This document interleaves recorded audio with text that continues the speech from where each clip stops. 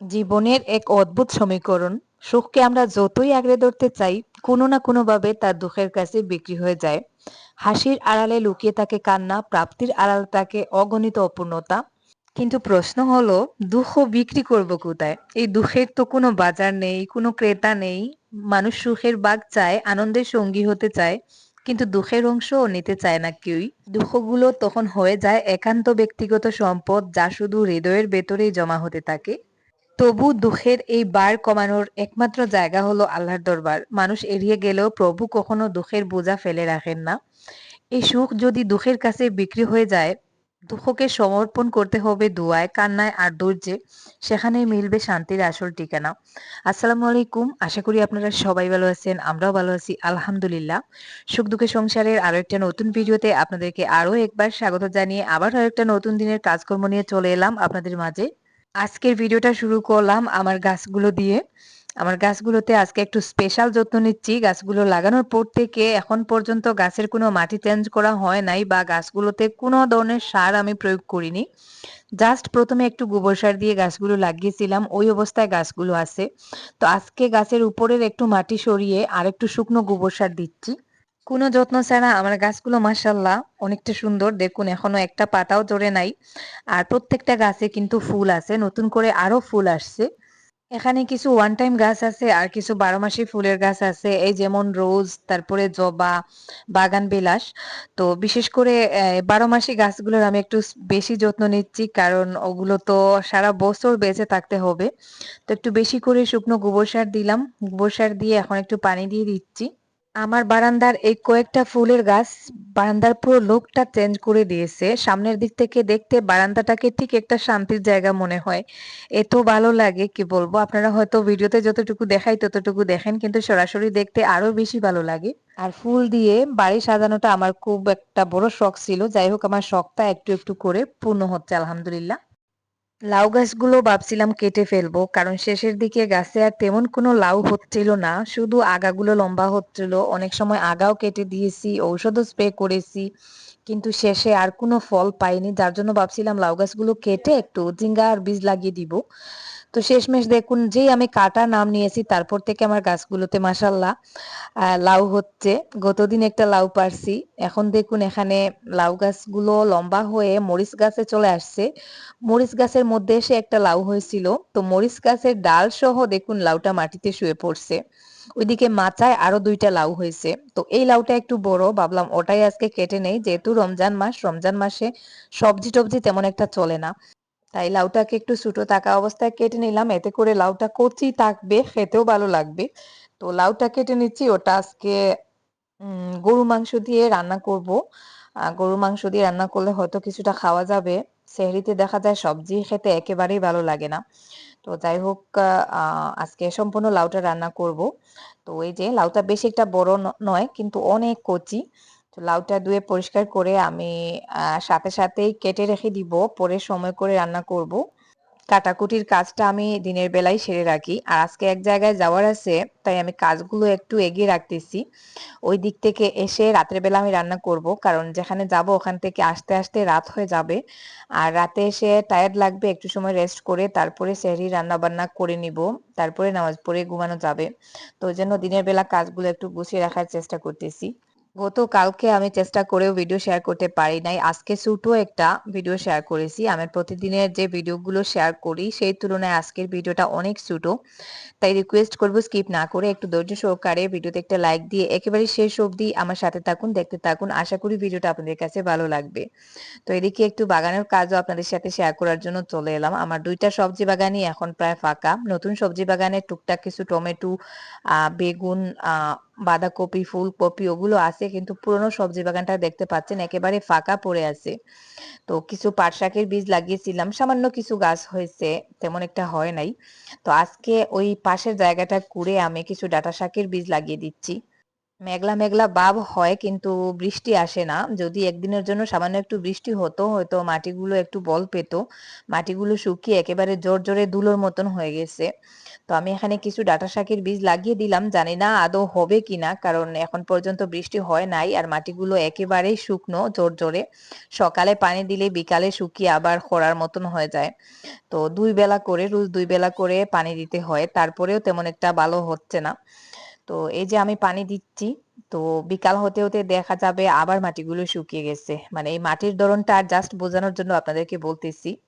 একদিন যদি সামান্য একটু বৃষ্টি হতো হয়তো গাছপালাগুলো একটু প্রাণ ফিরে পেত, প্লাস মাটিগুলো একটু প্রাণ ফিরে পেত। মাটিগুলো শুকিয়ে ফেটে যাওয়ার মতন অবস্থা হয়ে যাচ্ছে। তো যাই হোক, আপাতত বাড়ির কাজকর্ম শেষ। এখানে যা গাছ লাগিয়েছিলাম বরবটি সবকটা গাছে পানি দিয়ে দিলাম। তারপরে দেখুন জোহরের নামাজের পরে রেডি হয়ে বেরিয়ে পড়ছি। আজকে একটা জায়গায় যাব, মানে আজকে আমি 2টা জায়গা আপনাদের সাথে শেয়ার করব। তো এখন আমরা যাচ্ছি একটু নার্সারিতে। আপনারা হয়তো জানেন আমি একটু প্রকৃতি প্রেমী, গাছ ফুল ফলের গাছ মানে এইসব আমার খুব প্রিয়। তো আজকে একটু নার্সারিতে যাচ্ছি কয়েকটা ফলের গাছ আনবো বলে। আমি প্রতি মাসে ইউটিউবের পেমেন্ট পাওয়ার পরে সামান্য কিছু টাকা, সেটা 1000 টাকা হোক, 500 টাকা হোক, 200 টাকা হোক, রাখি মানে নতুন কিছু গাছ কেনার জন্য। বাড়িতে নানান ধরনের ফল ফুলের গাছ লাগাবো, এটা আমার অনেক শখ, যেটা একটু আগেই বলেছিলাম। তো আজকে রাহিলাকে একটু জুতা কিনে দিতে হবে, মানে ওর দরকারি কিছু জিনিস আছে কিনে দিতে হবে, কারণ ওকে আনার পর থেকে ওকে তেমন কিছু কিনে দেওয়া হয় নাই। তো সেজন্য ওকে সাথে নিচ্ছি। আর আরিয়ান শিফা ওরা বাড়িতে আছে, জাস্ট জুবাইর আমি আরিয়ানের বাবা আর কি আমরা যাচ্ছি। তো আসার পথে রাহেলার জিনিসগুলো কিনে দিব। আর নার্সারিটাও আমাদের বাড়ি থেকে বেশি দূরে নয়, আমাদের বাড়ির প্রায় আশেপাশেই। দেখুন মাত্র 10 মিনিটের দূরত্বে নতুন এই নার্সারিটা ওপেন করা হয়েছে। আমাদের আশেপাশে আগে কোনো নার্সারি ছিল না। তো নার্সারিটা নতুন হয়েছে, রাস্তার দিকে যাওয়া আসার সময় দেখি কিন্তু কখনো ঢোকা হয় নাই। আজকে ফার্স্ট টাইম চলে আসলাম যে নার্সারিতে কি কি গাছ আছে দেখা যাক, নতুন গাছ পেলে নিয়ে যাব। গত মাসের ইউটিউব পেমেন্ট পাওয়ার পরে আমি 1000 টাকা রাখছিলাম গাছ কেনার জন্য। তো নার্সারিতে ঢুকবো বলে ঢোকা হয় নাই। এই যে পাশে মেইন রোড দেখতে পাচ্ছেন, মেইন রোড দিয়ে আমরা অনেক সময় যাতায়াত করি। তো নার্সারিটা দেখি, কোথাও যাওয়ার সময় বলি যে ফেরার পথে ঢুকবো, কিন্তু ফেরার পথে লেট হয়ে যায় আর ঢোকা হয় না। এখানে দেখুন নানান ধরনের আমের চারা, ছোট আমের চারা, একেবারে ছোট কিন্তু প্রত্যেকটা চারায় আম আছে। তো আমি এখান থেকে একটা আমের চারা নিব। আমের চারাগুলো দেখে আমার এত ভালো লাগছিল। তো সেই সাথে আমার নতুন 2-3টা ফুলের গাছ নেওয়ার ইচ্ছা ছিল, কারণ 2-3টা টব আমার বাসায় খালি আছে। ভাবছিলাম 2-3টা ফুলের গাছ নিব, কিন্তু এখানে আমি যে ফুলগুলো দেখতে পাচ্ছি সেখানে কোনো ইউনিক ফুল পাচ্ছিলাম না। মানে যে ফুলগুলো ওখানে ছিল সবকটা ফুল আমার বাসায় আছে। তো সেই জন্য আর কি আমার ফুল পছন্দ হচ্ছিল না। ঘুরে শেষমেশ ফলের চারা দেখতে লেগে গেলাম, কারণ আরিয়ানের বাবা নার্সারিতে এলে উনি শুধু ফলের গাছ দেখেন আর আমি নার্সারিতে এলে শুধু ফুলের গাছ দেখি। তো এখানে দেখুন কিছু তুত ফলের চারাও আছে। তো একটা তুত ফলের চারাও নিব, দামও বেশি নয়, মাত্র 50 টাকা। তো ওটাও একটা ইউনিক ফল। তো যাই হোক আমরা শেষমেশ এই গাছগুলোই নিলাম, দেখতে পাচ্ছেন। তো এখানে 5-7টা আর কি গাছ নিয়েছি, কমলার গাছ। তো নার্সারিটার নামও দেখতে পাচ্ছেন আপনারা, লোকেশনটাও দেখতে পাচ্ছেন। এটা হচ্ছে আমাদের বারুইগ্রাম আর বাটুইয়ার ঠিক মাঝামাঝি আর কি, মেইন রোডের একেবারেই কিনারে। তো যাই হোক, তারপরে দেখুন আমরা এখন চলে যাচ্ছি ওই যে যেখানে ঘর বাড়ি ভাঙা হয়েছিল লোকজনের। গতদিন আমি একজন বিধবা মহিলার ভিডিও করেছিলাম হেল্পের জন্য। তো ওই মহিলার কিছু টাকা আসছে আমার কাছে। 2জন আপু কিছু জায়গাতে টাকা পাঠিয়েছেন। একজন হচ্ছে লন্ডনের আর একজন হচ্ছে আমাদের শিলচরের। তো ওই 2জন আপুর আর কি জাকাতের টাকাটা ওই মহিলার হাতে উঠিয়ে দিতে পারলেই আমার শান্তি, কারণ রমজান মাসে দৌড়াদৌড়িটাও কেমন একটা লাগে। তারপরেও টাকাটা যেহেতু চলে আসছে আর কেউ দিচ্ছেনও না, তো ভাবলাম ওনার টাকাটা দিয়ে আসি, হয়তো ওনার কাজে আসবে। রমজানের পরেও আমি চাইলে দিতে পারতাম, কিন্তু রমজান মাসে দিলে হয়তো ওনার বেশি উপকারে আসবে, সেজন্য ভাবলাম আজকে চলে যাই, কারণ আজকের দিনটা পুরো ফ্রি ছিলাম। আমাদের স্কুলও বন্ধ ছিল, বাড়িতেও তেমন কোনো কাজকর্ম ছিল না। ভাবলাম ওনার টাকাটা দিয়ে আসি, যেহেতু ওইদিকে নার্সারিতেও গিয়েছি। তো একদিনে সব কাজ না হয় হয়ে যাক। তো যাই হোক আমরা প্রায় চলে আসছি। টাকা দেওয়ার সময় শুধু আমি আর আরিয়ানের বাবা যাচ্ছি, আর কেউ নয়। মানে আরিয়ান, জুবাইর কাউকেই নিই নাই। কারণ আজকে তেমন কোনো ভিডিও করারও আমার উৎসাহ নেই। জাস্ট ওই মহিলার হাতে টাকাটা তুলে দিব, ভিডিও করব আর যারা টাকাটা দিচ্ছেন তাদেরকে দেখাবো, জাস্ট অতটুকুই। আমার ভিডিও করার কোনো প্ল্যান ছিল না, তাই জুবাইরকেও আনি নাই। আর যেহেতু জুবাইর আসে নাই, গাড়ির পেছনের সিটটা একেবারেই ফাঁকা। আমি কিছুক্ষণ শুয়ে বসে যাচ্ছিলাম, কিছুক্ষণ বসে বসে যাচ্ছিলাম, যখন পায়ে ব্যথা করছিল তখন শুয়ে পড়েছিলাম। ওইভাবে আর কি খুব আরাম করে যাচ্ছিলাম। আরিয়ানও আজকে আসে নাই, আমি একেবারেই ফ্রি। আর আরিয়ানের বাবা তো গাড়ির সামনের সিটেই বসেন, তাই পেছনের সিটটা একেবারেই ফাঁকা। তো শেষমেশ ওই যে ওই মহিলার হাতে আমি টাকাটা উঠিয়ে দিলাম।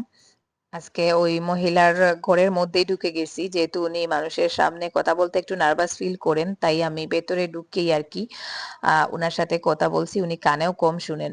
তো যাই হোক, এখানে কে কত টাকা দিচ্ছিল ওটাই আমি বুঝিয়ে আর কি ভিডিও করেছিলাম। ভিডিওটা যারা যারা টাকা দিয়েছেন তাদেরকে সেন্ড করার জন্য। তো যাই হোক, ওটা আমি অলরেডি হোয়াটসঅ্যাপে সেন্ড করে দিয়েছি। শাহনাজ শিমুল আপু আর হচ্ছে শাহনাজ শিমুল না, সরি, শাহনাজ শবনম আপু আমাদের শিলচরের, আর সেই সাথে লন্ডনের একজন আপু সাইদা সাবিনা, উনিও জাকাতের 12,000 টাকা দিয়েছিলেন। আর তো যাই হোক, ওনার হাতে টাকাটা আমি তুলে দিয়েছি। উনি অনেক খুশি, দেখতেই পাচ্ছেন। ওনাকে টাকাটা গুনতে বলছিলাম। আর সেই সাথে আমাদের লোকাল দুইজন ভিউয়ার্স, মানে আমি ফেসবুকে ভিডিওটা শেয়ার করেছিলাম, ওখান থেকে আরো সামান্য কিছু টাকা আসছে, আরো দুইজন দিয়েছেন। তো ওই টাকাটা আর কি উনাকে বুঝিয়ে বুঝিয়ে দিচ্ছি। মানে দিছেন তানতুরে জাকাতর টাকা। আর আরেকজন আব্দুল সবুর তাইন আরো কত 50 টাকা আর আরো কিতা 30 টাকা একজনে দিছেন। কিতা নাম ফাউরি লাইছি। ও আমার কাছে যেগুন আইছে আমি দিলাইলাম, বুঝছো নি? আর দিছেন লগে আমার গাড়ি ভাড়াতে, আমি আমার গাড়ি ভাড়া রাখি লাইছি, রাখিয়া আর তোমার দিছি গাড়ি ভাড়া এক্সট্রা দিলাইছে। এখন লন্ডনের যেন তাইন কইছেন মানে তার লগে দোয়া করার লাগিয়া, তানোর ফুয়া একজন বিয়া দিতা আর মানে বালা বউ খুঁজাইয়া পাইতরা না, ফুয়ার লগে মিলাইয়া আতে দোয়া করবা তার লগে, বুঝছো নি? আর আপনার যেটা লাগে খরইন জানি আমি আরো পাইছি না, যা পাইছি লইয়া আইলাম। কিন্তু দুইজনে দিছিলা জখাতর টেকা আর এক আমরা লোকাল দুইজনে দিছেন, মানে একজনে 50 টাকা আর একজনে 30 টাকা। ও যা পাইছি জমাইয়া আর কি লইয়া আইছি। দোয়া করবা তানোর ফুয়ার লগে বউ খুঁজাইতরা, কইছেন দোয়া করার লাগিয়া, বালা বউ পাইতা দোয়া করতাই, বুঝছো নি? কেটা রে বউ না আজ কিতা রান দিছ?